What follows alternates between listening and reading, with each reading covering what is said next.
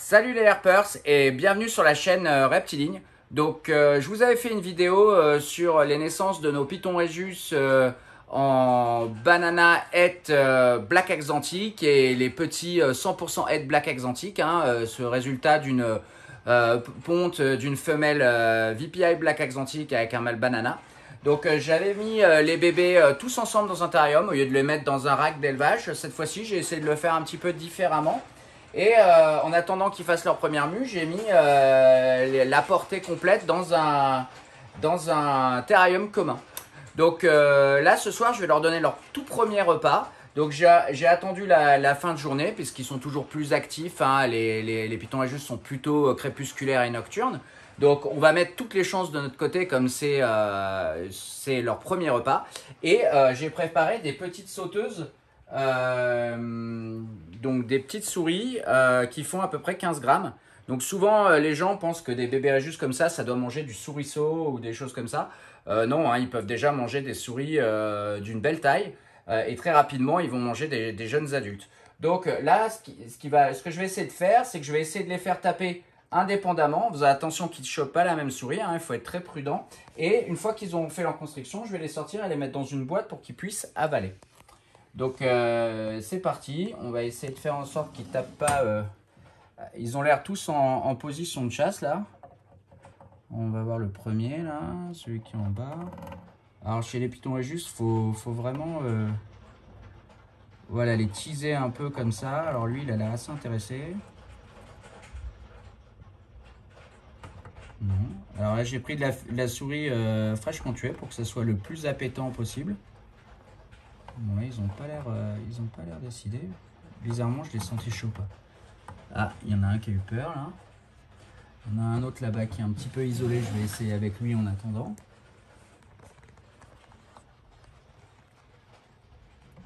Alors j'essaye de bouger la souris exactement comme si elle était un petit peu vivante et qu'elle... En fait ils sont... Voilà, il l'a chopé. Ah non, il l'a loupé. Il a tapé mais il a loupé sa constriction. Ouais, c'est plus de la défense. Voilà, là, hop, il a fait sa constriction. Voilà, et là, à partir de ce moment-là, quand il est en pleine constriction, je peux le déplacer. Et je vais le mettre de côté pour qu'il mange dans sa petite boîte tranquillement. On met bien un couvercle, histoire de qu'il ne se fasse pas la malle une fois.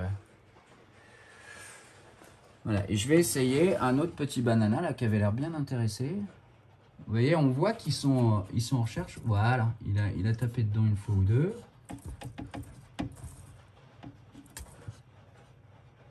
Là, c'est plutôt de la défense. C'est étonnant. Ils font rarement ça d'ailleurs. C'est maman. Donc on va voir avec un autre classique. Et...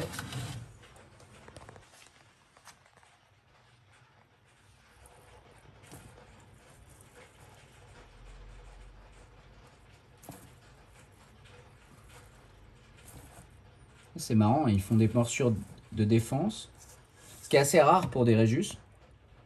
En général, ils sont plutôt prostrés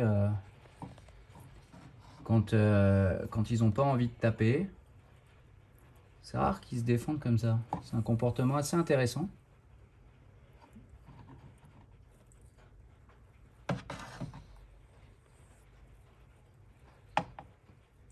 Donc quand ils sortent de l'œuf, en général, faut attendre un petit temps avant de leur donner à manger parce qu'ils sont vraiment tout grassouillés puisqu'ils ont pris le...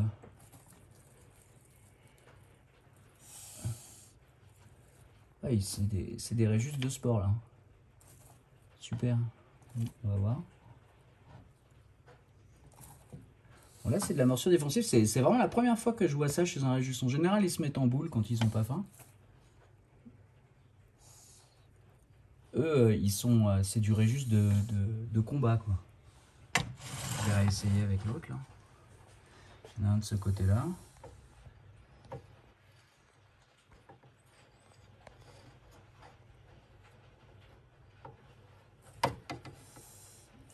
Lui aussi a fait pareil. C'est incroyable. Et alors, est-ce que c'est dû au fait qu'ils soient tous ensemble? D'habitude, ils sont individualisés. Le fait qu'ils restent ensemble, ça leur donne ce côté un petit peu plus défensif et tout. C'est assez intéressant. Donc pour l'instant, il y en a un qui a tapé. Jusque là.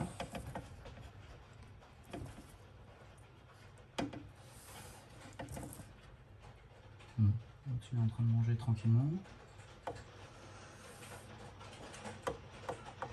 C'est comme quoi on est toujours étonné, malgré toutes ces années à faire de l'élevage et tout. C'est la première fois que je vois un comportement pareil chez des Rhésus. En général, soit ils tapent dedans et ils font la constriction, soit... Hello. Là, il y en a d'autres qui sont un peu empaqués.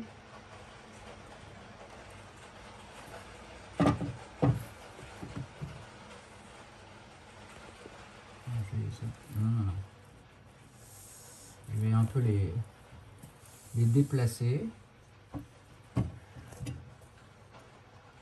histoire de...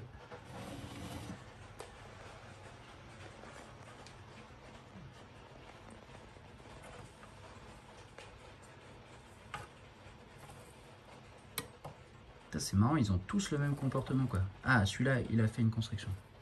Et il l'a relâché. Bon.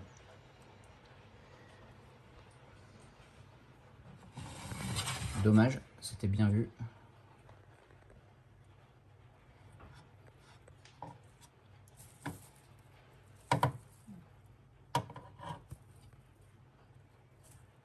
Et c'est complètement différent comme comportement qu'on aurait avec des bébés boa ou des moalia. Et là, c'est assez étonnant quoi, c'est la première fois que je vois ça. Bon. Tu dis quoi?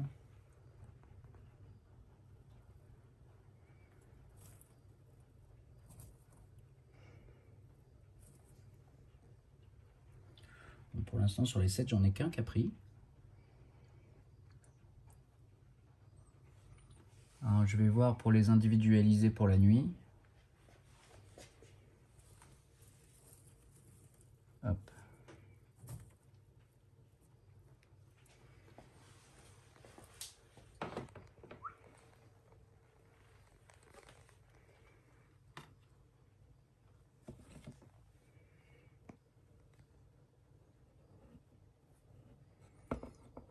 C'est du juste de compète.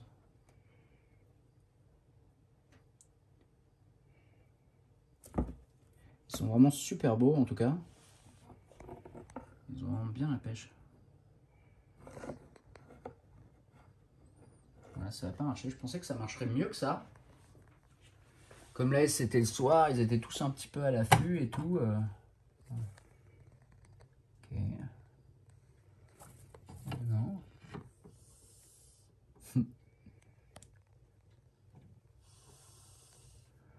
Bon, je vais remettre la cachette. Tant pis. Vous voyez, lui il souffle un peu maintenant. Hop, j'y vais avec la main bien à plat. Et puis, oui, bon, ça s'arrête très vite.